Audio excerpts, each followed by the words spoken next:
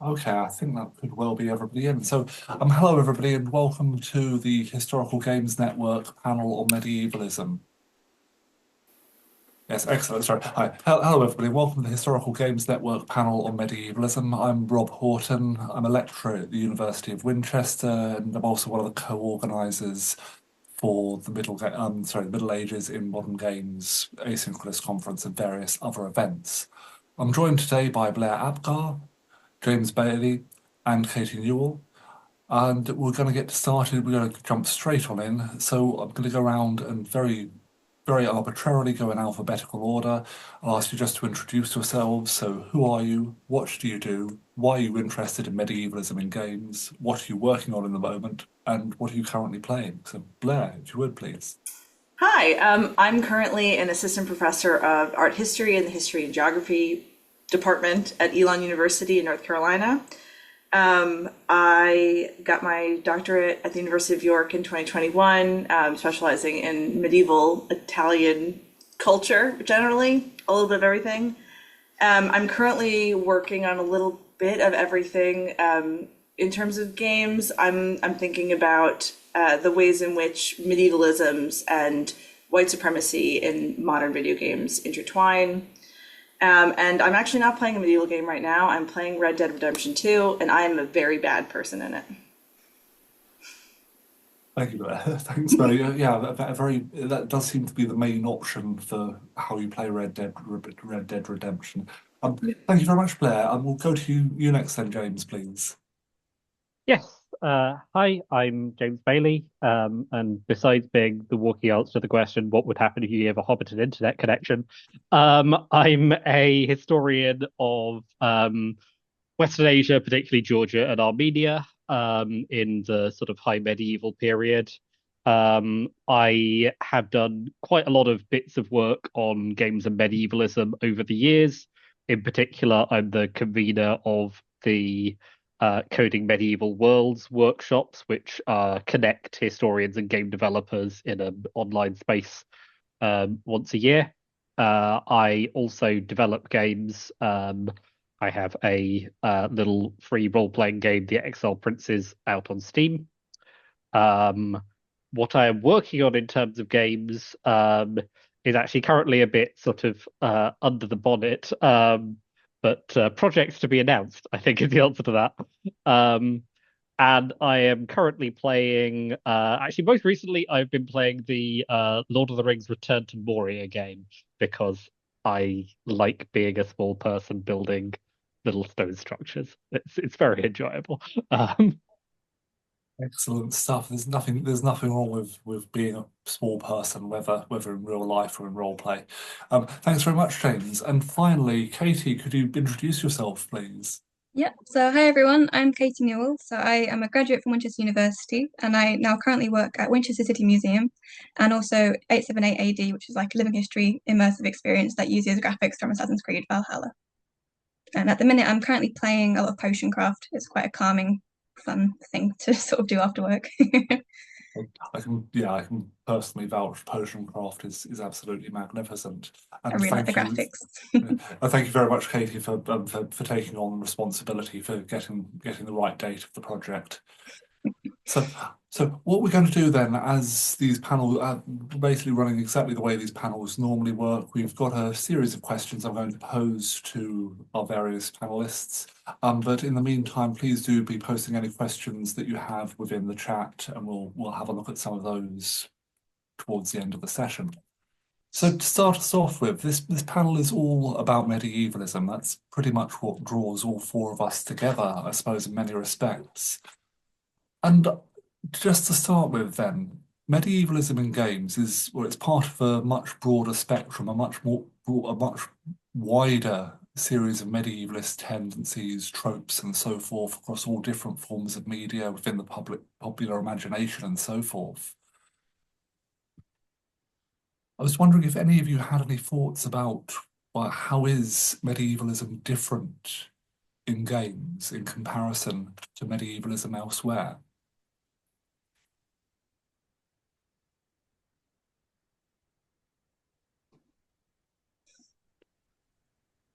I mean, I've got some thoughts on this. I think there's something, I mean, obviously the fantastical elements of the Middle Ages, we've kind of so thoroughly intertwined that it's difficult to really parse them out. But there's something, I don't know, as a gamer, I think I'm kind of really attracted to the games about like the end of the world. And I think the Middle Ages, as it exists in the popular memory, is as close as we've gotten, right, to like the kind of total collapse of like civilization as we think. And obviously, medieval historians, we know that that's not necessarily the case, and it's complicated and multifaceted, and we've been screaming that for decades at this point.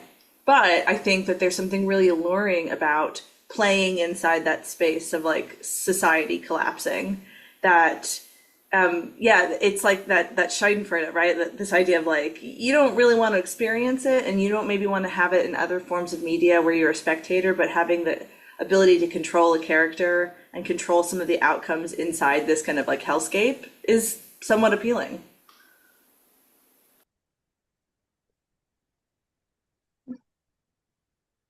Thanks, Blair. I think, yeah, I think this is, I suppose this is one of the ways in which medievalism, well, the Middle Ages, medievalism in general, within games, kinds of sets the period apart from other periods of history. Is this something that you found, James, Katie? Are you equally enamored with the idea of a global apocalypse? I I mean, I would say I'm not hugely personally enamored by the medieval apocalypses, but I think that's partly because the medievalist apocalypse in games is such a trope at this point. Like it's one of those things where I would kind of like to have more medieval games that don't do that because it's such a well-trodden path.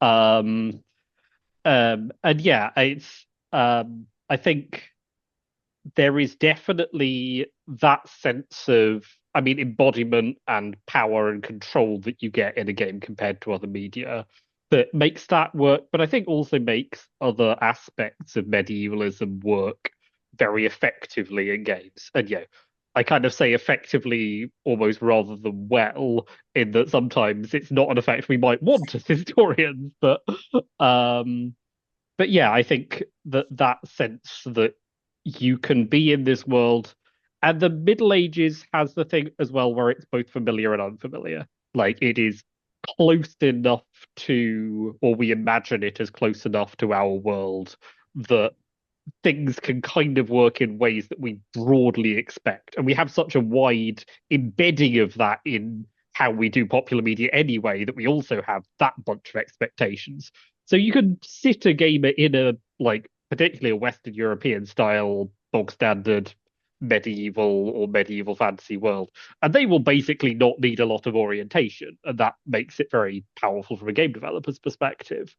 Um, and that, yeah, I think is one of the reasons why it keeps being so popular. Whereas I think if you were going to do a game where you really thought about, an ancient Mesopotamian RPG, you would really need to start thinking a lot more about. I mean, somebody please do it, but also I think it would take a lot more thought and a lot more engagement to get the player into that place, into the sort of thought mindset space way the culture works and so on. So a bit different, but sufficiently familiar, something recognizable. Mm. Yeah. Is that, are you thinking in the same sort of direction, Katie? Yeah, I think a game is so like you can be immersed in it. Like you take the decisions to a degree. It's like it's different to maybe watching a movie where like there's a set path for the characters, whereas in a game there's like a mini game, there's side quests, so you can sort of explore a different world as it were, or like it's a little bit more unusual medium maybe in that. So I suppose again, it's like with many types of medievalism, it's maybe shaped a little bit by the media itself, by what games can do, which maybe has a bit of an impact on how the period is represented. I suppose building on that, have any of you come across any interesting representations of the Middle Ages in games? So we've identified the Dark Ages, this post-apocalyptic setting is very big business. But have we come across any other tropes that are associated with the Middle Ages that show up in a big way within games? Any aversions? I mean, I could give you a very long list of things that I think games don't do with the Middle Ages but could do. And there are often, one or two counter examples you can get to that. But it's certainly true that the familiarity thing we were just talking about, part of it ends up with the Middle Ages in games being channeled towards either sort of usually either late medieval Northwestern Europe or early medieval Northwestern Europe. You're kind of either doing Vikings or you're doing Game of Thrones, or and that and or you're doing a little bit of both, and that covers. And the fact that I mean, obviously that doesn't cover all medievalism in games, but that covers probably 60 or 70% of it. And I may be underestimating there. So yeah, I would very much like to see more of the rest of the medieval world taken up in games, and I think where developers have done it or doing it, it often works really well. Uh, I know Kit Fox has a game coming up, which is going to be a role-playing game based in sort of late antique to very early medieval sort of fantasy pseudo Byzantium, and I think that will be quite interesting one to be watching. Um, but yeah, I will let other people say things, but or because I could probably do a sort of half an hour brain dump on this one.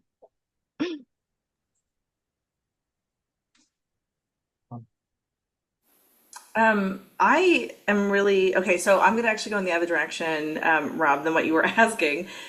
I I think that Plague Tale, both of them, I think do a really good job of empowering kind of a perspective that we often lose, which is to say people who have been like dislocated from their homes via, in this case, kind of like it is religious violence, but it's, it's fictionalized in a lot of ways. And I think that that has always been very compelling to me, this idea that when I think of medievalist games, I oftentimes first think of these kind of strategy games, or I think of games with knights in them and people, in structures of power, who have resources available to them.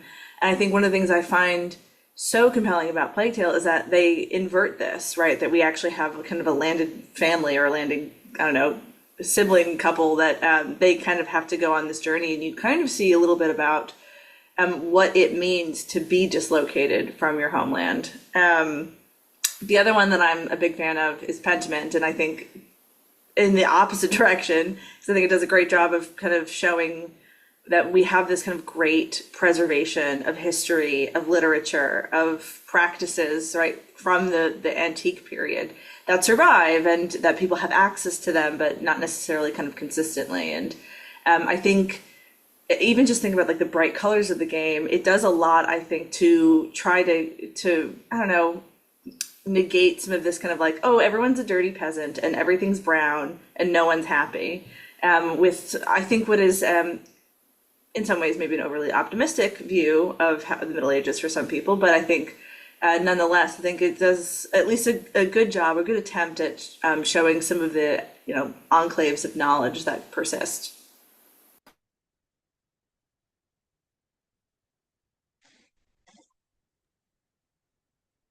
Yeah. Well, thank you, Blair. I think that's yeah. This is or Pentiment is always a very good shout for many many reasons.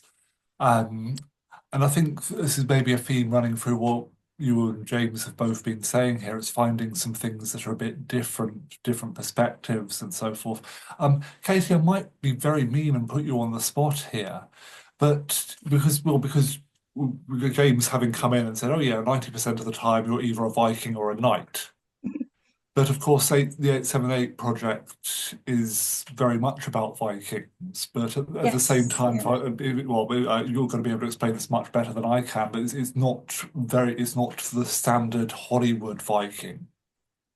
Yeah, it's a bit of an unusual experience. So I think it's largely sort of set up inside is very much inspired, I think, by the Jorvik Viking Center, in that it's like an immersive reconstructed street. Essentially, it's a living history museum in a sense, where it's focused on the year 878 AD when King Alfred was obviously like sort of Wessex was the last kingdom standing, and it's set in May of that year, before the Battle of Essendon, when King Alfred defeated the Viking leader Guthrum at that battle. And essentially, it doesn't actually focus on that battle.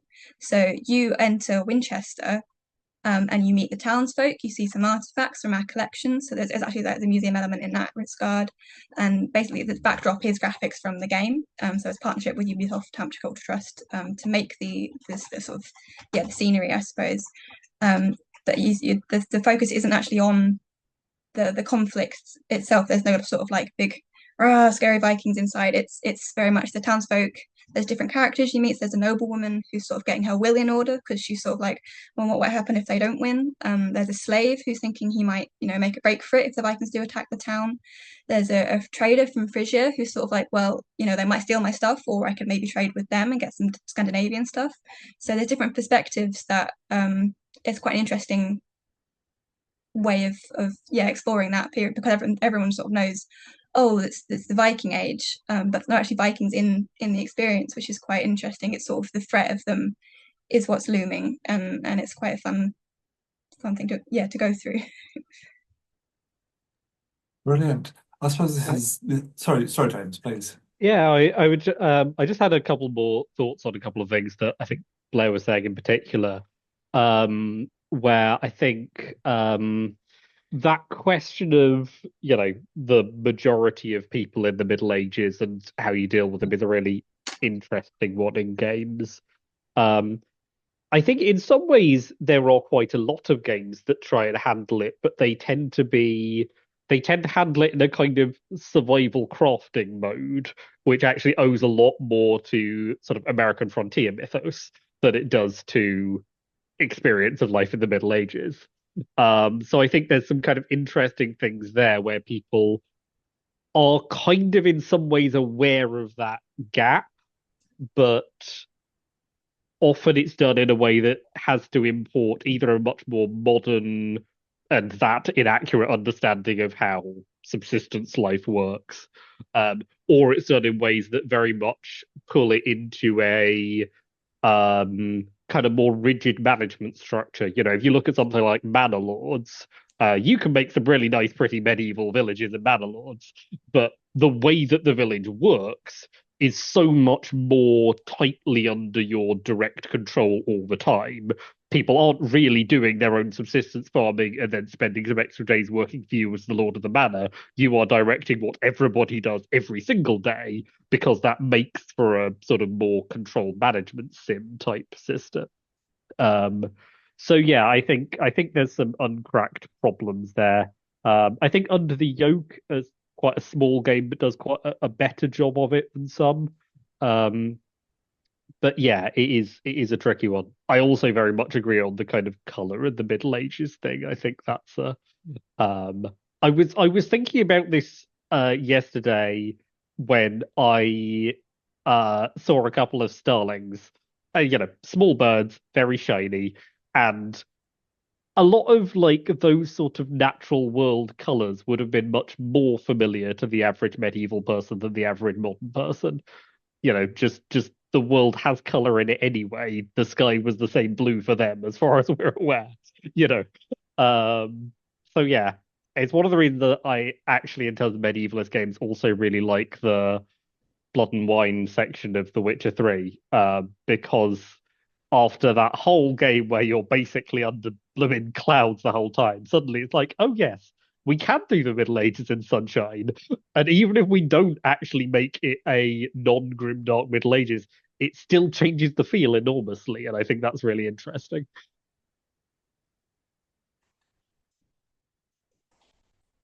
Oh, yeah, it's absolutely excellent. I suppose this is maybe a key point here. It's in averting medieval tropes, then very often we're leaning on tropes from other periods. And I particularly like James's is Starling and Sunset ideas. It was, well, yeah, of course, if you're living in the Middle Ages, this is the main event of the day. The sunset's beautiful. When was the last time any of us sat and watched? Anyway, sorry, that's very rapidly diverting into old man Houghton complains about the kids.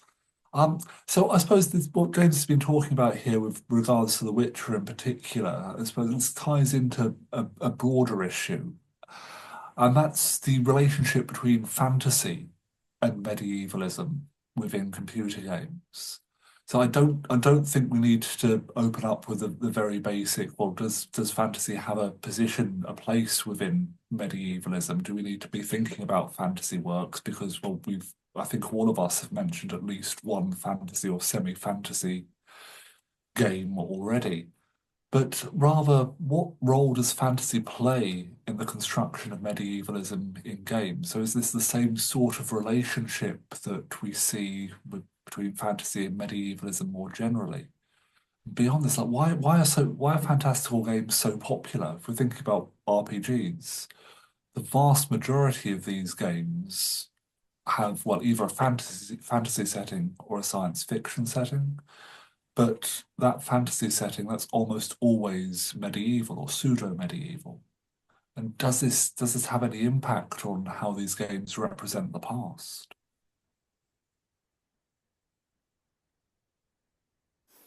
I fear I must be a Debbie Downer.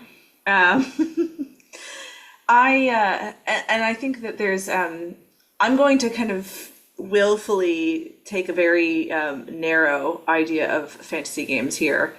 Because I think this kind of ties on to some of the things I've been thinking about recently about the ways in which these fantasy games they preserve oftentimes, particularly the ones that are coming out of the Tolkien tradition. They really preserve this idea of like the white European homeland. And they persist in part because of this popularity, amongst, I mean, I'm thinking particularly in American context, as this is something you can kind of go on to Stormfront, which is a white supremacist website, and you can see that is more often than not the games they're actively pursuing. So I think that there is a portion of the popularity is because, in fact, it perpetuates a very narrow and kind of, I mean, not even kind of, it's just straight out a falsity, right? But it is an attractive falsity to some groups. So I think to really start off the conversation in a very negative way, I think that there are people out there who seek out these games, and they are at least part of why the kind of traditional, right, Tolkien medieval fantasy kind of persists as it does.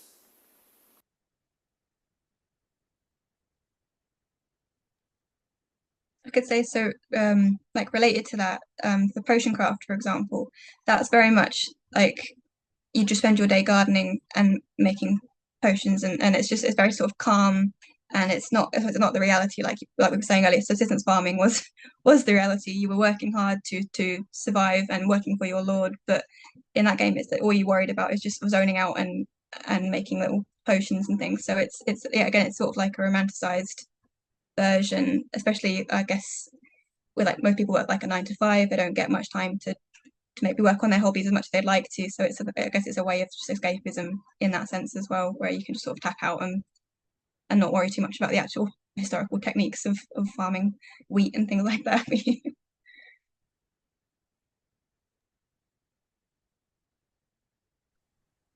Yeah, I mean, I think that's all very true. Um, I think in terms of I guess one of the things I would say is that if I'm between different cultural groups or groups within cultures, the Middle Ages can mean quite different things, although and the way I would think about it is that medievalism, it's not that most of the time, it's not that people like have an idea of the Middle Ages and then are like, well, that is, whatever my idea from this game is exactly what the medieval period was like, and I want to replicate that in the real world. Like people's thought process generally aren't quite that straightforward. but these medievalisms very much create the kind of cultural spaces in which people discuss things. And yeah, I think the sort of both the kind of sense of traditionalism as escapism and the not unrelated, far right cultural sense around that are very relevant to that discussion. One thing that is interesting, I think, is that, as I say, there are a lot of variations of that. It's not an uncontested space, I think, in any direction.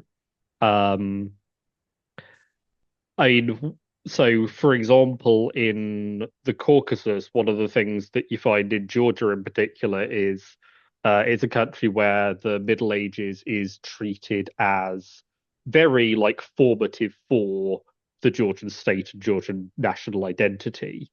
Um, but what you find in that kind of situation, which is a country that has, a long colonial history, it was occupied by Russia, both in the Russian Empire and um, Soviet forms. You actually find quite a complex situation around that where there's sort of simultaneously your far right medievalism of the Middle Ages was good because we were all very Christian and beating up the Muslims. But also there is a sort of counterpoint to that, which is the Middle Ages was good because we had our first female rulers then, and we talked to the Europeans a lot more, and we had this sort of wider cultural context going on. And I think it's actually in some ways an interesting example of what you can do conversely to that, thinking through fantasy as something that creates possibility spaces. And I think being playful with fantasy, messing around with what you can do, exploring different ideas is really helpful for doing better things with medievalism. I think that actually there's there's a sense in which when you end up with this like, oh, we must make everything realistic and gritty, that kind of drags everything down to a particular idea of what realism is like. And so almost to flip Blair's original idea on the head and take a much wider view of fantasy, in a sense, all medievalist games are fantasy. Some of them just don't admit it. The ones that are trying to be your kind of hyper-realistic man swinging a sword in actual medieval Europe fantasy, you will find almost all of them, start with certain entirely fantastical premises. And I think it's useful to think about them in that light. Yeah. Sorry, Blair, were you going to?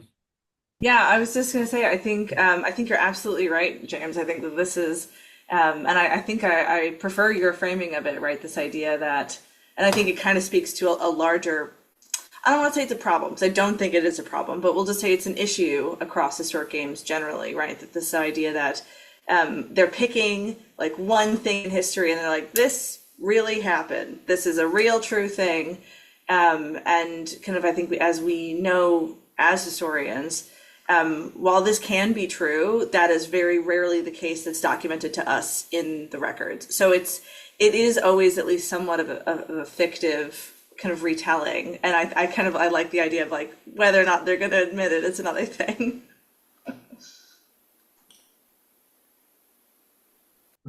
Brilliant. I very much like this perspective of games as well. We shouldn't be treating them as absolute truths. We should be using these as ways to play with history. It was really interesting to me to see this very broad spectrum of reactions to fantasy. And I think they can all be simultaneously true. They can be a terrible, terrible place. They can be a place for escapism. They can be a useful way of exploring history, often in the same game, which is which often I suppose often gets lost there. I did want to quickly build on some of the things we've been talking about here with realism. And I suppose what I really want to know is how you feel about historical accuracy, historical realism. which is, yes, we're having the obligatory question about historical accuracy.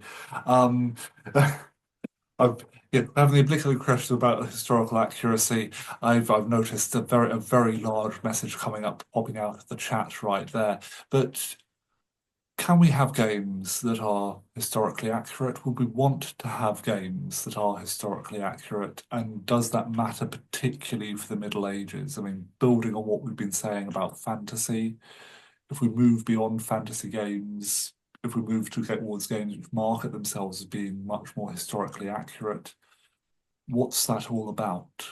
What are your feelings on this?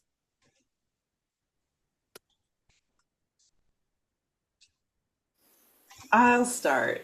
Um, I think authenticity is a trap, honestly. I think the pursuit of it in historical games is it is kind of engaging in this kind of this fictive retelling. That's not to say that we can't get at real truths about history, but I think that doing that as a goal of accuracy, I think you tending to lose the forest for the trees.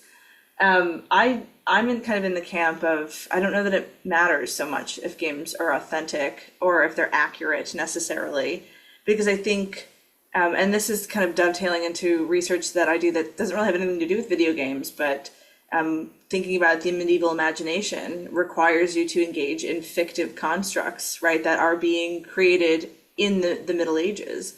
And so, how can you approach a fictive, highly individualized construct from a kind of a universalist, angle of accuracy? It doesn't mesh up very well, and I think we're better off generally when we accept that accuracy and authenticity are not necessarily going to be the most fruitful end goals for games, gameplay, game developers.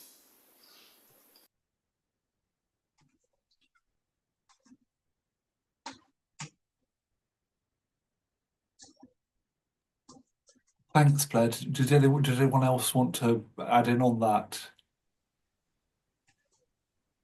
I can do, yeah. I mean, I basically agree. The way I try to encourage people to think about this, whether it's students, fellow academics, developers, whatever, is when you say something is accurate, um, like firstly, there is a very large question that immediately opens up about what that means, because there is a sense in which an accurate game is obviously an impossibility. Even if I could perfectly computationally simulate an entire chunk of the medieval world, which I absolutely can't, um, um, I still would not have an accurate game because I can't get a medieval person to sit down to play the game. So I can't bring in somebody with the set of cultural assumptions that would be necessary to interact with that world in the way that somebody at the time would. So there is, in a sense, an absolute impossibility there. I think the interesting thing often comes from treating a game as a curated collection of bits. And some of those bits are medieval and some of them are not medieval. But if you say, okay, well, this is the set of medieval stuff that I've put together, the bits of medievalism and ideas that I've pulled out, then you can start saying, okay, well, why have I done this? Why has somebody else done this? What's the sorting process that got that out of our understandings of the past? And what has been left behind? And that's really useful, I think, for highlighting what you actually could have used and would be interesting and didn't. And it's also interesting in terms of working out what is being intentionally or unintentionally done in this process. Um, so that's kind of my pitch on that, is that I think if you start thinking about it in that light, then you start being able to treat the game more from a kind of design perspective and why this particular collection. Um, and then you can kind of work out much better what to do with that next.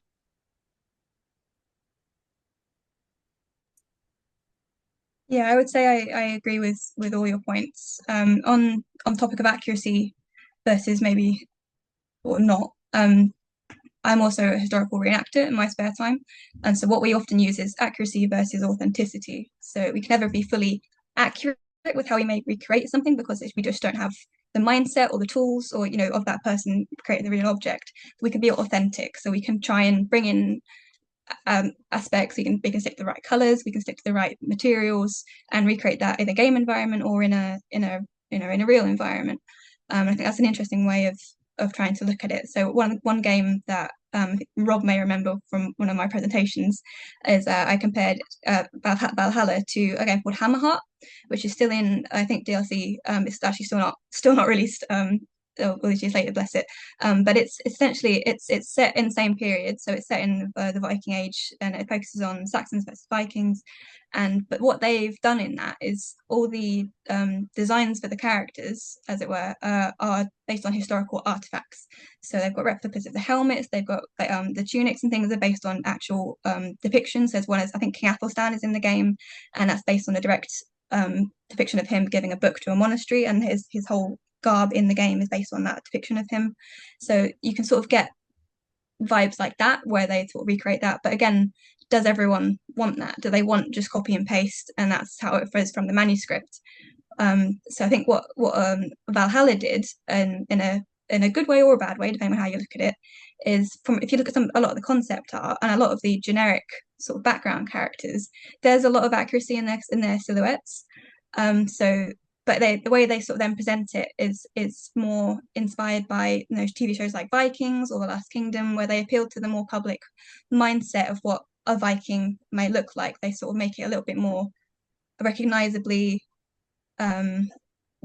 barbaric, or rugs, furs, and eyeliner, which we know they sort of didn't really do. So it's a different thing, and especially I think it's in the discovery tour of Valhalla. There's a moment where you have to go and meet a sick lady in one of the monasteries, and she's lying there and she's wearing a peplos dress with cruciform brooches, I believe it is, and that's the 5th to 7th century kit. That's what that is. But obviously we're set in the 9th, 10th century for Valhalla, so they've done the research clearly, but then they've either not fed it in the right way, or they picked it for the cool looks versus the actual time period that you're meant to be predicting. And yeah, there's a mixture of accuracy for fantasy's sake, as perhaps in that you can pick some cool bits here and there and add it to your blend for what you're after, maybe.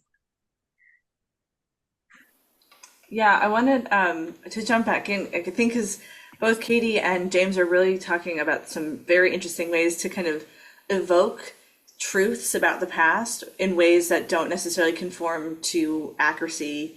And I'm thinking I'm coming back to Pentiment because why not? But I'm thinking about the reflective devices that they use in between the major scenes, right? Where you go and you kind of wind your way through this labyrinth and you are reflecting on the choices that you've made across the game. And it brings you to this truth palace that you have to kind of, really you own up to where the game's brought you so far based on the kind of arrangement of choices you've made. And although the mechanism to do it, right, navigating a little Andreas Mahler around the labyrinth it's not medieval, but they are thinking about a medieval device that actually existed and was used as such, and we have plenty of generous evidence for. So it's a way of kind of getting at a truth about how people in the Middle Ages kind of contemplated and reflected on their choices, but we've kind of taken it and in some ways changed it and shaped it for the purpose in the game, while kind of preserving this core mechanic that is in fact really strikingly medieval. Yeah, if I could, sorry, also bounce in again very briefly. I think one of the key things to always bear in mind is that sort of what purpose do each of these things serve? What are they doing there? Because one of the things with like costume accuracy in games, for example, is that you can make a game where you get all the looks, even if you did it completely bang on accurate. Does that make the game quote unquote more accurate as a whole?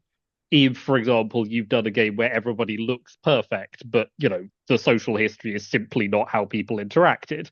Um, so I think there's those kind of things, and those I would say don't balance out. It's not, you can't counteract one bit of inaccuracy with a different thing being accurate. Um, and then when we get onto things like the manuscript traditions and so on, there's also are people being portrayed in the manuscript traditions in the way that they looked, or are they, often classicizing things, or just completely random things? I mean, I used almost entirely manuscript images for my game. Pretty much all of the tile art in the game is taken directly out of actual medieval manuscripts. Um, and it's possible that some of the, peasant smocks and so on in the depictions you could make a little costume version of. But those guys were standing, right next to fish with legs in the manuscript. So I would give the overall depiction some grains of salt. And I also pulled out the fish with legs and used those because they're great. Um, and yeah. And I think that kind of repurposing the whole thing and taking it as part of the imaginary is important. And one of the other like repurposing things I did was when I did like your character's gender select on the sort of character creation screen. I wanted to find a way of doing it that didn't have like generic man image, generic woman image. So what I did was I pulled out of an actual manuscript an actual like medieval planetary chart. So if you select a man, it will just like highlight the Mars orbit. If you select woman, it will highlight the Venus orbit. And if you select a neither man nor woman character, it will just highlight all of the other orbits. So I thought that was, another sort of, engagement with, okay, I'm going to find a way of doing this that uses something that is actually literally medieval, but also, I'm very much repurposing it and finding ways around that. Brilliant. I always have worries when I mention the A word, but this is no, accuracy, authenticity, and realism, of course, are hugely charged terms, and I think, well, it's been really interesting seeing you drawing all these different games, but also approaches from other formats. So we've touched on museums, touched on reenactment, we've touched on all manner of bits and pieces here. Um, on the subject of touching on other forms of media, we've been a little bit remiss here because we've pretty much exclusively been talking about digital games. And I suspect at least some portion of the audience are concerned about tabletop, analog, whatever you prefer. And I was just wondering, do we see similar things then? So perhaps not so much about just accuracy, authenticity, and realism. Do we see similar issues at play when it comes to medievalist tabletop role-playing games, strategy games, that sort of thing? Do we see the same sorts of tropes, tendencies emerging, or do we have something very different? Do we get a different environment, a different way of experiencing the Middle Ages as a result of the media?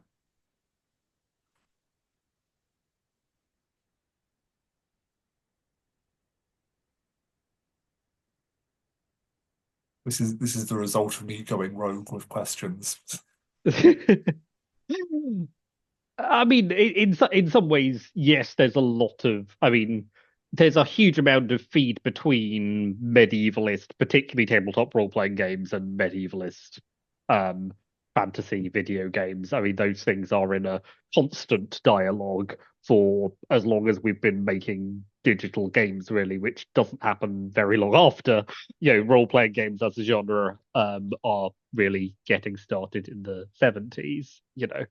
So in that sense, they're all talking to each other, so you get a lot of the same tropes. One of the other things I would say though is that there is an enormous element to this which we actually can't talk about very well from a scholarly perspective because we don't really know, in the sense that we can have a pretty good idea what somebody playing through Dragon Age Origins looks like because it is the same for everybody who plays. Well, I mean, branching paths, etc. But it's fundamentally the same set of options there. Whereas that's not true of tabletop games and gameplay, particularly when you're getting into sort of game mastered role playing games. Um, and I think one of the tricky things for us to engage with that kind of thing, also with some of the questions about what people actually find authentic for medieval gaming and so on, is we can't actually access a lot of that. There's a whole set of questions that are very good questions that I don't think we actually have a terribly good handle on, and game developers don't have a terribly good handle on. Nobody really does, because who has a very large amount of money for effectively stratified public polling on um, the question of how people interact with medievalism. If anybody does have 20 grand to spend on that, then please talk to me. But it's there's a whole set of questions, I think, that are very good questions but are very tricky to handle when it comes to tabletop games in that sense.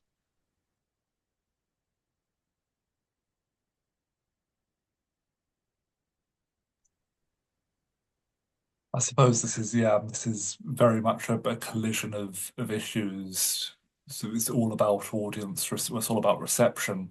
It's all about what individual audiences feel about a game. And I suppose with tabletop role-playing games, there's just so much variety from group to group, especially when you're making your own stories up. So I suppose we might park this under future research.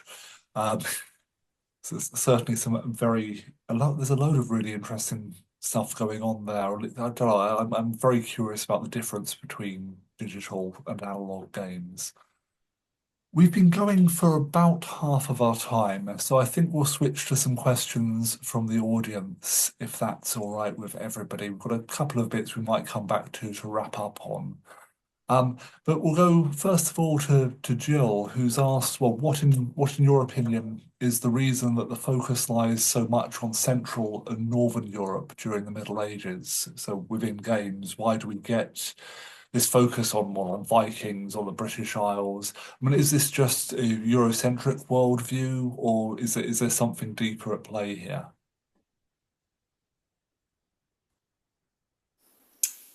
Again, coming back to being a Debbie Downer, I mean, a lot of it is a white supremacist legacy. But kind of beside this is reflective of a larger issue medievalists have been grappling with for a minute now, about what the Middle Ages even means, and how do we try to kind of expand the focus beyond, these like small regions in Western and Northern Europe. And like even coming down to how do we even think about the name Middle Ages, right? Because it connotes, right, a spatial and temporal relationship to European powers. And it does so little as a category to even think about what is happening beyond, very specific, I'll say, European borders. I was just talking about medieval Sicily recently, and Sicily is in Europe, and yet it kind of gets excised as part of the lines because it has really distinct ties to Northern Africa and Western Asia. So all this to say, it is in some ways probably reflecting some of the turmoil that is going on inside medieval studies of trying to figure out what do we do to make sure that we are not perpetuating this Eurocentric notion of what the Middle Ages are, and is it possible for this study, right, of time, how do we expand it and look at kind of what broadly is happening kind of across time and space everywhere, which there's a lot of problems with, and I know I'm very kind of incautiously stepping into a giant discussion here, but I think that kind of is a little bit at play in terms of why games seem to be so hung up on that kind of time and place.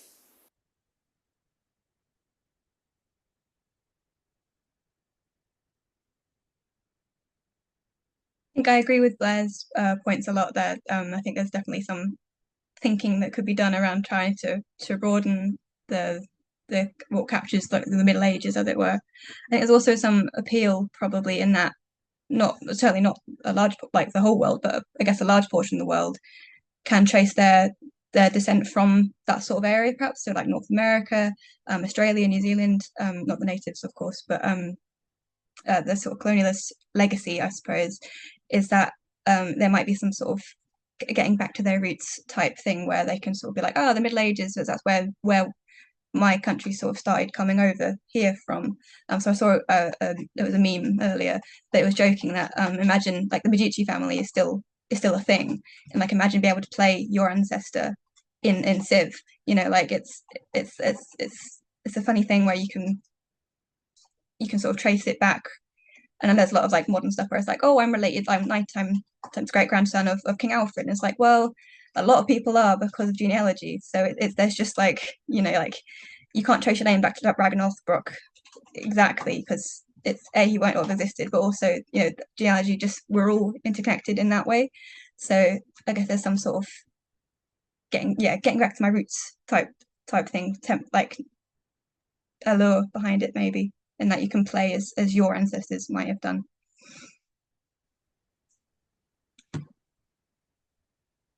Yeah, I think that's again all fundamentally true. I think also the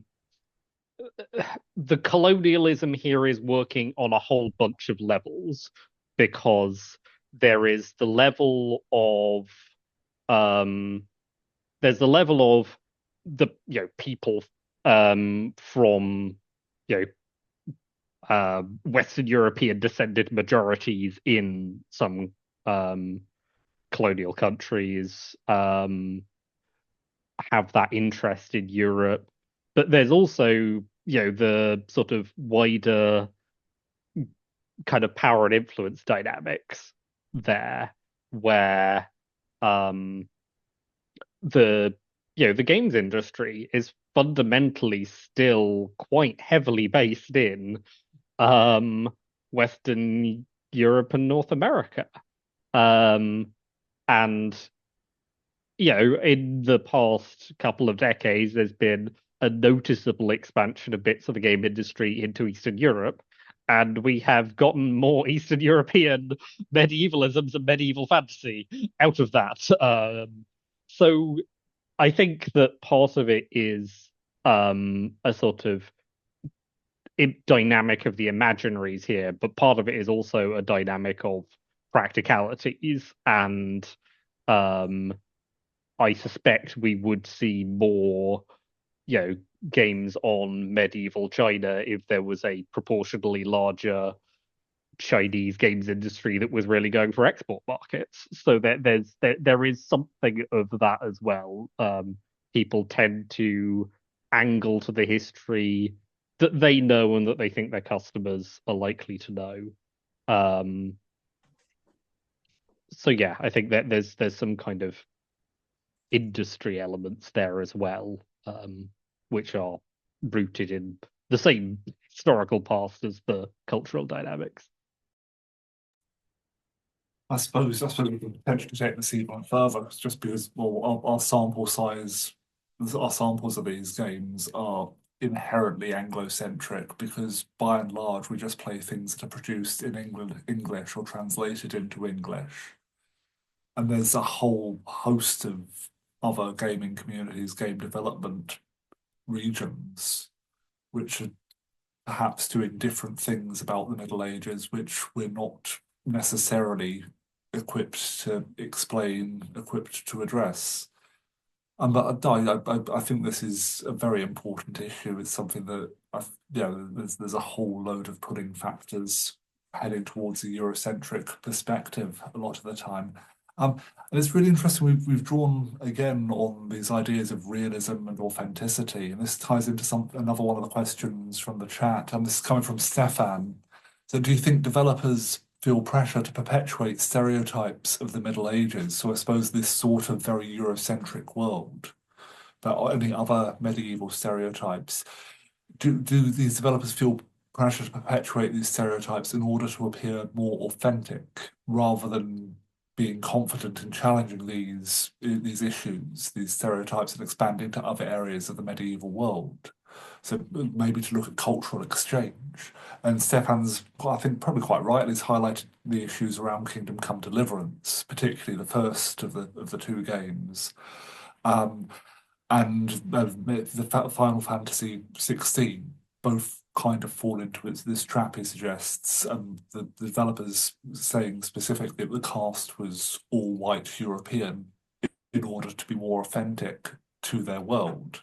And particularly in Final Fantasy, where this is very clearly a fantasy world, the hint's right there in the title. Is that, I suppose, so how do we want to parse this? Sorry. Yeah, is there this pressure to adhere to stereotypes for commercial reasons, for social reasons? Can I quickly jump in Please. first on this? Because I think one of the things we need to be one of the things that's needed to try and answer that question usefully is to also unpack what we mean by a game developer. This is something where I think it's important for historians who are engaging with this area and writing on it to have some thought about, the industry side and how it works in various ways. Because, for example, what you will find is at a really big multinational company, the dynamics are, of course, entirely different to a 5 to 10 person company, and those dynamics are different to somebody who's making games effectively in their spare time, which actually is an awful lot of developers. There are some very good and indeed some quite well-known games that are basically a person's spare time project or started off that way. And those give you very different potential attitudes. A very small developer is not likely to be nearly as beholden to, is this going to do the profit margins right? A small developer, is almost probably in the position where they are most tight in terms of their profit margins because they are having to try and pay, 4 or 5 people. But on the other hand, they're potentially more willing to take risks to do that than a much larger developer, because often it's a case of you have an injection of funding, you need to try and get something out of that. So you actually do need to throw more things at a wall than something like your kind of huge Ubisoft type developers where, they have their system and they are probably going to be much more engaged with the marketing department from day one.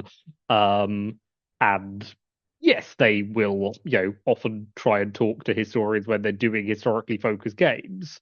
But they're operating in a very different world in terms of marketing. They have a market research team, and they will be listening to them at least as much as they are listening to the historians on their team. So yeah, I think that's a really important kind of perspective to get on that.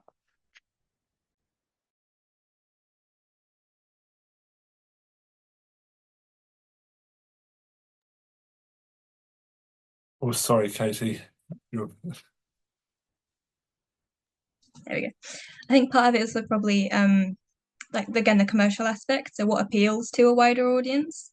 So obviously Valhalla came out at the same time, or roughly the same time as shows like Vikings and Last Kingdom, and even Game of Thrones. So it's there's sort of a legacy of that's what the Middle Ages looks like in the public mindset, dating right back to Wagner's Scandinavian operas in the Viking Age, in the Victorian period.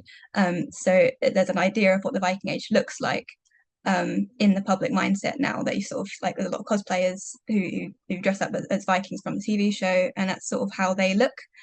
So like I mentioned earlier, if you look at the concept art behind Valhalla, there's a lot of the silhouettes that do look very much like manuscript silhouettes or based on clothing that we know they would wear, but then they've opted to instead follow the more biker leathers and fur route to make it maybe a little bit more recognizable and therefore a little bit more sellable and appealing, a little less not off-putting, but a little less that's not what I thought Vikings looked like. Why do you put Vikings look like that in the game? When people might not realize that is kind of probably what more actually what they look like, but not in the public view. So there's probably a route that they have to go down to be like, well, we can't really include that because it looks too alien. Like if they were being completely accurate, all the female characters would have head coverings to a degree. But only very few of the background characters that I've seen in the game, like NPC sort of filler characters, actually have little caps and things, not even the proper big wimples. because I think people be like, well, why is she wearing a head covering? She's a Christian. I'm like, well, actually, Christian women in the medieval period wore head coverings daily, but obviously that's very different to Christian perceptions nowadays. So yeah, there's a route they have to go down to make it look a bit more palatable, perhaps.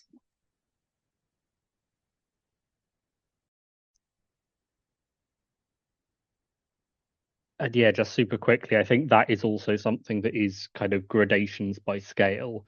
You know, if you're running an enormous studio, you need to sell proportionally far more copies of your game. So you need to be able to reach a much wider audience. Whereas if you're running a 4 or 5 person studio, you can pay your wage bills on proportionally fewer copies sold, and you're much better going for a tighter, more focused market segment, which then sometimes means that if you have something that can appeal to a particular segment but wouldn't work for a $1 million budget game, then that gives you a kind of different set of incentives to play around with. And I think that there's the other thing with the kind of Christianity and headscarves thing, I think is really interesting as well, because it actually does. I mean, that in and of itself shows some of the Western centricity we're working with here, right? I mean, from the perspective of a lot of branches of Western Asian and Near Eastern Christianity, you would not think of those traditions today as being ones where women do not wear head coverings. It's still very normalized in a lot of bits of Christianity, but it's, I mean, and so even these kind of ideas that we have that we connect with the Middle Ages, like Christianity itself, we're filtering through this modern, westernized idea of what those look like.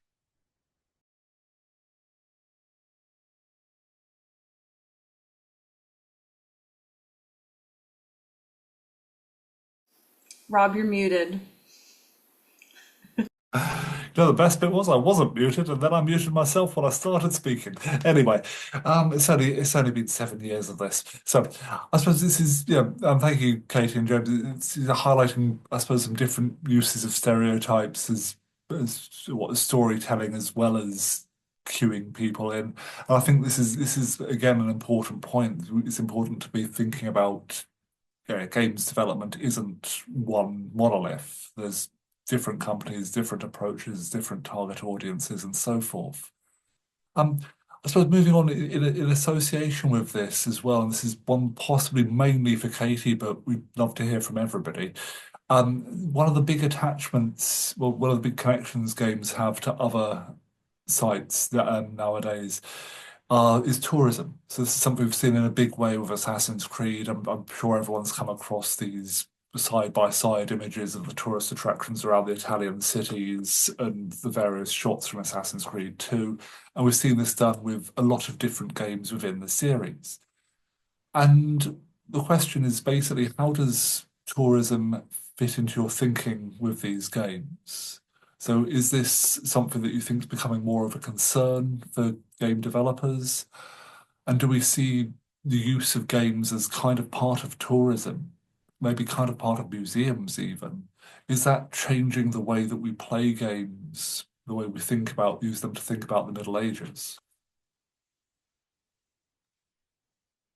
So yeah, so effectively, 878 was spawned because essentially for tourism. I would at its base level, I suppose, is that they Township Cultural Trust. It was actually recommended by one of our lecturers at Winchester, Ryan Lavelle. So yeah, he had a lot of advisory sort of stuff on the accuracy of the game in certain aspects, and he sort of recommended to Ubisoft that they maybe reach out to Hampshire Cultural Trust because they'd made Winchester in the game, especially for the Discovery Tour. They'd made different aspects of the city that you could walk through in the game, and so the idea behind it was that they can then use that to then teach the public how it looked. So 878 is technically in two parts. So there's the actual physical museum site, and then you can also download an app which takes you around the city to various historical sites. So you go up to the West Gate, to the Great Hall, to the cathedral, you go to the museum, to various places, and they also end up at the site of Nunnaminster, which was the nunnery founded by King Alfred's wife Ailswith. And that has actually been, you can actually walk into that through your phone. Basically, you can move around at that steps point and look around the building. So it's bringing it to life in a sense that they can, they can see it as it was through the medium of game graphics.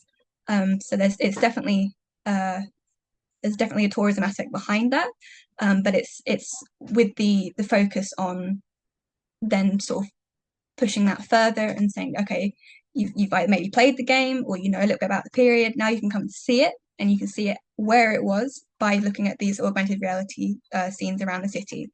So it's a bit of an unusual one, but yeah, I think there's different aspects that work really well. And to be fair, the actual sort of initial target audience was gamers and was people fans of Assassin's Creed or fans of that time period. So like maybe historians or reenactors, that sort of thing. That was the initial target audience. It's now broadened out, be a lot more family orientated. They've realised a lot of children keep coming back, which is really lovely. But the initial target audience was directed at the gamers, which was quite unusual, I suppose. Is that's like okay, and that was right after Valhalla had come out. Obviously, like I guess the hype's died down a bit for it now. Sorry, but it's that was the idea, was that okay, people know the game, people want to know more about the history, let's make a site to teach them that using graphics from the game that they will recognize and that we can utilize as backdrops for physical actors to perform in front of and things like that. So yeah, it's a funny one to sort of think about it in that way. I have some thoughts on this actually, because this is like one of my go-to examples thinking about the way that we kind of depict some of these medieval buildings. So the thing I always think about is Assassin's Creed Unity and the massive and detailed model of Notre Dame that they have in it. And the thing that really irritates me is that this is going to be a little bit of a rant, and I'm sorry in advance, but there was significant changes made to the building in the mid-19th century that was done in an attempt to restore some of its, one, to repair the building because it was falling apart, but also to restore some of its original medieval quality. But the game uses the current kind of rendering of what Notre Dame, this is pre-fire, obviously, but they invoke kind of the external facade. The inside is kind of a mess because they have all these flags up and paintings up, and it irritates me as an art historian. But the point being, there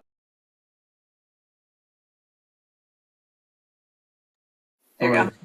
I don't know what happened there. In interviews about this model, at Ubisoft, they acknowledged that they had plenty of evidence to render the building as it existed in the late 18th century, but they chose really deliberately. And I think there was a comment by Sarah Cole kind of talking about this in the Florence Cathedral in an earlier Assassin's Creed, that they made deliberate choices so that as to, one, it is a playability concern, but two, they wanted to align with the public's perception of what Notre Dame looked like. And I can't help but think that, as Notre Dame being one of the most visited, if not the most visited medieval building in time and space, that it has this kind of recursive effect, right? As being this kind of tourist destination, that it has then shaped so implicitly what we think it should look like that we can't even have an accurate model in the video game without it seeming wrong. So I think it kind of goes both ways, right? Where the video games affect tourism, but the tourism has also affected the way the video games, particularly, are modeling some of these buildings as they exist as tourist sites today.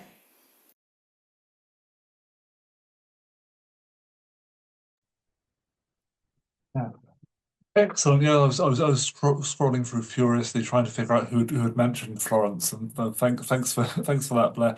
And again, this is really interesting, the way that games seem to be changing, looking to match perceptions of these sites, even when we've got very clear records of what they look like.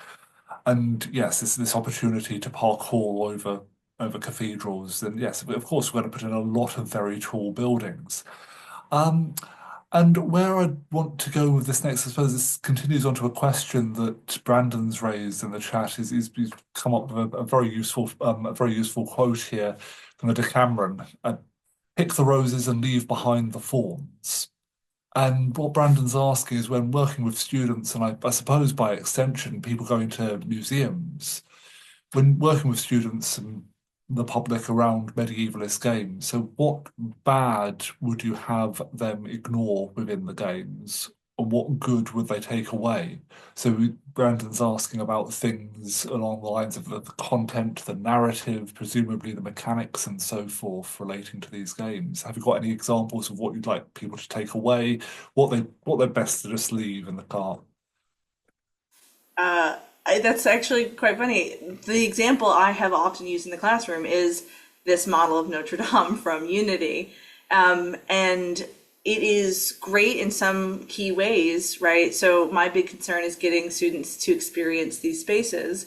And I have them, so there is a model, the model itself was kind of re-released in VR format, and I'm right before COVID, I think at the very end of 2019 or the beginning of 2020. And it preserves a lot of these like anachronisms. And so if I were to kind of present this to students and be like, this is what Notre Dame looks like, I would be setting them up for failure because that's not true. And speaking about it from a medievalist context, it's kind of a mess. But I think the thing that works best, right, is to kind of, I don't know, I think about it as like kind of finessing, right? Because what I want them to take away from it is the experience of the space and to feel the kind of physicality of existing in these monumentous kind of cathedrals that you can't really just get from showing images. This is like the perpetual art historian's gripe. And so it's kind of worth showing, and I usually have it projected up for the other students to see so we can kind of go through and have a corrective, right, kind of side by side by accounts, right, written accounts. We have reconstructive drawings. We have kind of various methods to help be like, okay, so this is what you're seeing in the VR model, and this is what exists to us in this, right, this kind of really useful piece of media. But take that kind of feeling of existing in the space and let's pair it with some kind of incisive instruction as to kind of say, well, let's actually see what it really looked like or what we think it really looked like, and that this is not necessarily representative of the actual appearance, but more for the effect that it has on the body itself.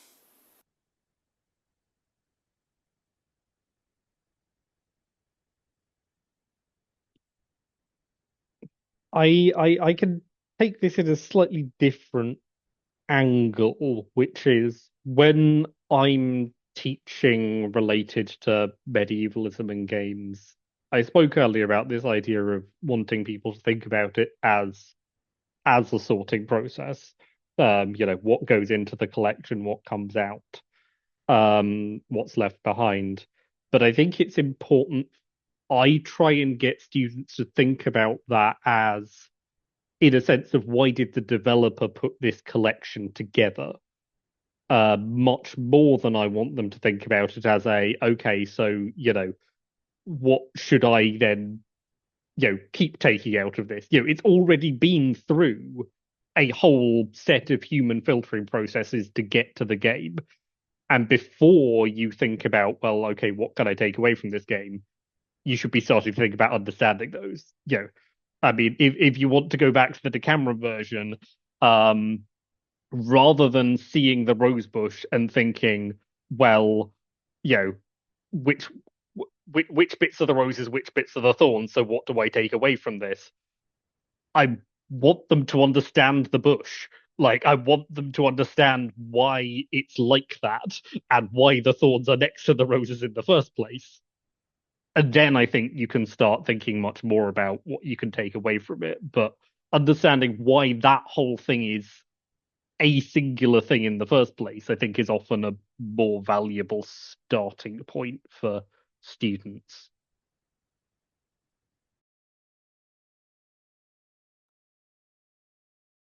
That's yeah, this is really interesting. I suppose a lot of it's about finding the right tool for the job and very much encouraging this sort of critical play. And I suppose, Katie, I suppose this is something that has to be built in more firmly to museum presentations using games. I imagine is it very similar to well setting up a museum piece in general when you incorporate these digital environments? So the environments themselves are used in various ways throughout the experience. So it starts with like an intro video, which directly has it goes live actors video, so people talking in characters, but also the concept art from the game is also sort of it's all blended together to set the scene, as it were. Then once you go into the space, there's sort of life-size NPC pictures around, so that they sort of populate the city, as it were. So they're directly like just from the game, so they're just sort of standing there. I think there's a soldier, there's like a nun. I think there's a mixture of different characters, and you sort of can look at them and sort of start to relate, I suppose, to like maybe you've seen them in the game, or they sort of fill up the space, and then from that. There's also little podiums, things where you can like look at little sequences of gameplay for different historical things. There's like a bit about the Viking homelands where there's some clips from that part of the game in that piece. But the main sort of way they're utilized, I suppose, is in one of the corners. It's the backdrop is just the game, just game graphics, and there's different scenes. There's like a marketplace scene. There's like an inside a building scene, which they use for the backdrop of a scene between a monk and a healer, and things like that. So they sort of set the tone, as it were, and they sort of set the scene for then our historically accurately costumed actors to then fill that space. So in a way, the graphics from the game may be a bit more recognizable, a bit more palatable earlier, I suppose, than our actors so I was actually initially brought on board to the project to write a document essentially telling our costume department what to make. So I specialize in Anglo-Saxon and medieval clothing and textiles. That's what I really find interesting. So that's what they asked me to do, basically. And so they were very passionate about getting those clothes authentic as possible, based on manuscripts and archaeological evidence that we have, which in a way kind of juxtaposes them quite dramatically against the actual NPC pictures, because as we mentioned earlier, like they're all wearing head coverings, the ladies, they've all got like the big drapey tunics and things. So it's a little bit less, the barbaric view. They sort of bridge that then gap. So it was almost like, here's what you recognize as a Viking or a Saxon. Actually, this is the realistic view. And then you hear them talking about their daily lives and what they've been sort of preparing for the outcome of the battle. And so it sort of, I guess, provides a link to be like, okay, this is what you think of, but there's a little bit more to it. You can start to broaden their understanding of medieval silhouettes, medieval life, in that regard, I guess. So the graphics are used as like a way to set the scene for then the history to come through, I suppose. And there is actual artifacts from our collections as well. So I think there's a pair of slave shackles. There's a key. There's a little sea axe blade. There's the famous Winchester reliquary, which is one of the only little house shrine reliquaries found in England. It's a really sweet little thing. So that's like the main scene. And that was actually, on that note, was actually recreated, especially they made it like that big. It's actually that big. But in the game, for the Discovery Tour, one of the quests is you go and actually retrieve that object, I think you play as a monk.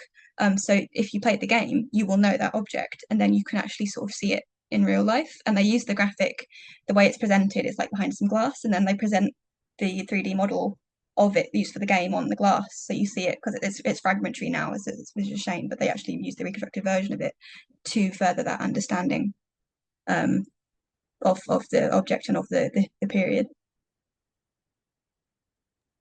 It's absolutely brilliant. I suppose, again, it's similar to what Blair and James have been saying, so it's finding the right way to use games for education purposes, and here making sure it's embedded in the broader curriculum, I suppose. So we've got about 10 minutes left, and we've got a couple of questions that I'd really like to get through from the chat. I think we can manage at least one. We'll see how we go. The first of these is from Vinicius, and because he's a gentleman, he's opened by saying horrible question, sorry. And he's asking about accuracy and authenticity, but he's asking, how do you see the question of accuracy or authenticity with regards to marginalized or suppressed cultures?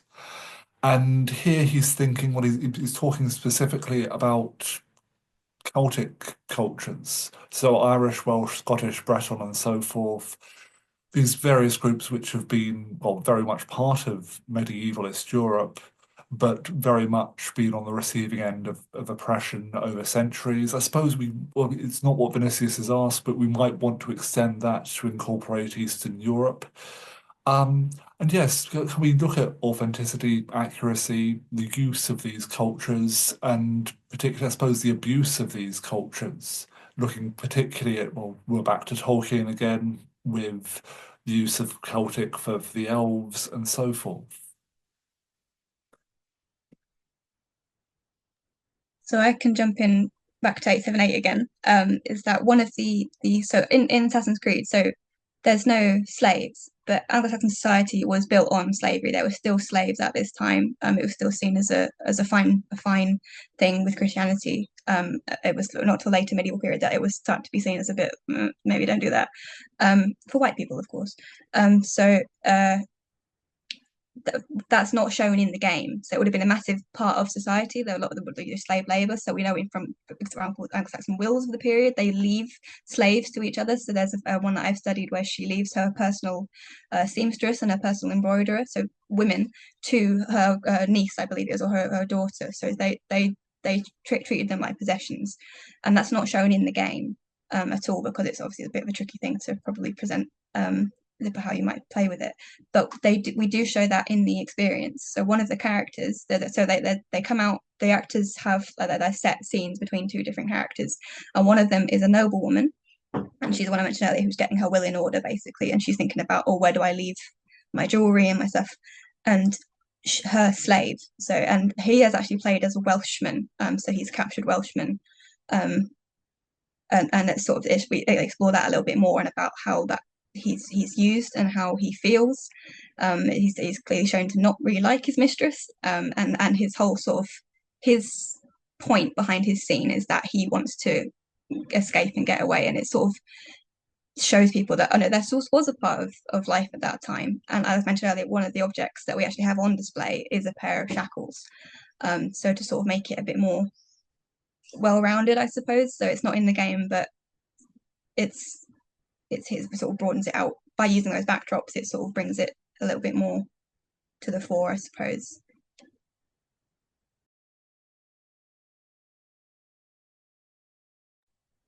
Thanks, Katie.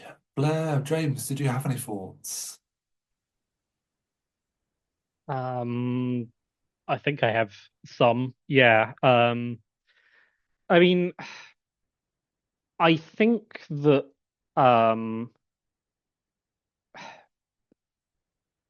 I think that again, I would go, when we're talking about this, I would go back to the way that I tend to frame these things, of rather than thinking, well, does it matter if the culture is accurate or not? Okay, but what more precisely are we talking about? Which elements of that reality do we want to show? Why do we want to show it? What's the impact of that? Um, and I think that is particularly important when we're dealing with historically marginalized cultures. And it's, I think that there are lots of possible ways to deal with this in games. I actually don't think that there is a correct answer. I very much don't think that it's something where, we should either go down the route of historical oppression was bad, it should not be in any games, because I think, games are a narrative medium. It's important that they have space to talk about these things in, meaningful and sensitive and useful ways. And I also don't think we should go down the route of, oh, but this was accurate, so we have to portray it in this way. And when we do have accuracy, again, we're doing these things based on sources that these people didn't write. So what do we do with that? Do we necessarily say, okay, well, this person was oppressed in the Middle Ages, and are we going to fill in all the gaps we don't know about their oppression with what we know about somebody else's oppression from another part of history? That's also complicated. There are some, and when we, for example, discuss things like the history of slavery, it is both true to say that slavery is one of the most inhuman things that humans do. It's an abomination wherever and whenever it is practiced. And that slave systems are very different in different parts of the world at different times. The experience of a slave in Southwestern Asia in the very early Middle Ages would have been very different in wildly large numbers of respects to the perspective of a chattel slave in the American South in the early 19th century. So I think it is important to think about what are we putting in and what impact does that have? What do we want to create in terms of impact? And then we can start weighing up the various perspectives on that. What do we think is the best way of getting those people's voices across? That's a sort of subtler question to ask. Or what do we think is the best thing for the way that we're overall trying to present this setting and what the people in it are doing?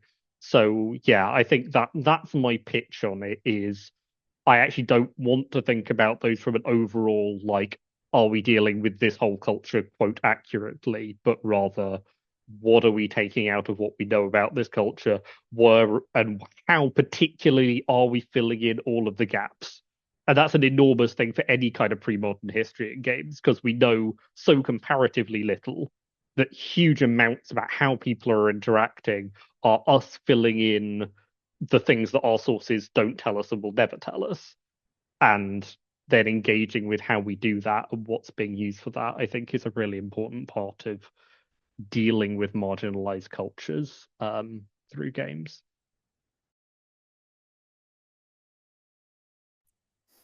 I guess I just have very shortly, I guess I'll just add, because I think about this not just necessarily with cultures but communities.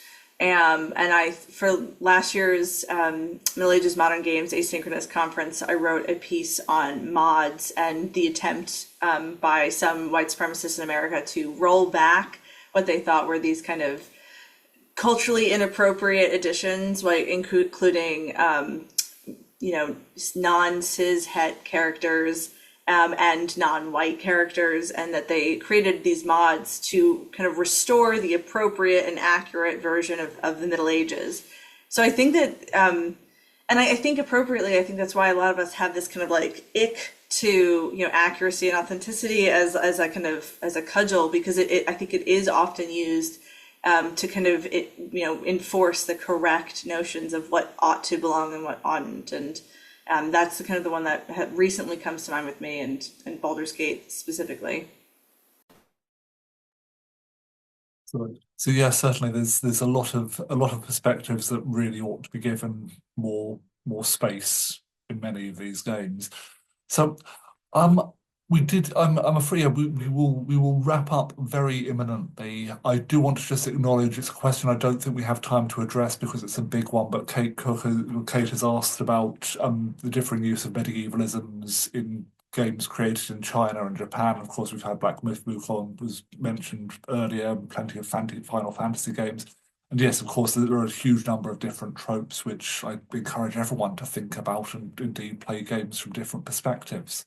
What I want to end on, though, is going for a bit of a lighter note, I suppose. And just very briefly, because we've got about 2 minutes for this, what would your ideal medieval game look like? What will be the theme? What will be the core gameplay activity? And we'll be very arbitrary again. We'll go alphabetically. Blair, if you'd like to go, please. Relics. I want to see relics. I want to make a relic. I want to trade a relic. I've been really hung up on this idea for a while, and I think it would be a really interesting way to explore power dynamics and interrelationships between people, cities, and institutions. So someone make this game, please. Excellent. James, you're up. I'm gonna say I really want a game that deals with a non-sedentary culture well. There is, I mean, sort of nomads or pastoralists and semi-nomadic cultures. They're occasionally in games as some kind of quote-unquote barbarians. There's very little in the way of games that really deal with those cultures in a sort of effective way that gets the sense of what that style of life is like. Brilliant. And finally, Katie. It's tricky. I think I really like Potion Craft, like the sim things. So I think something like that, but maybe based on maybe a medieval guild system could be really interesting. And like you go down a route of a certain guild and make things for that. I think that'd be quite fun.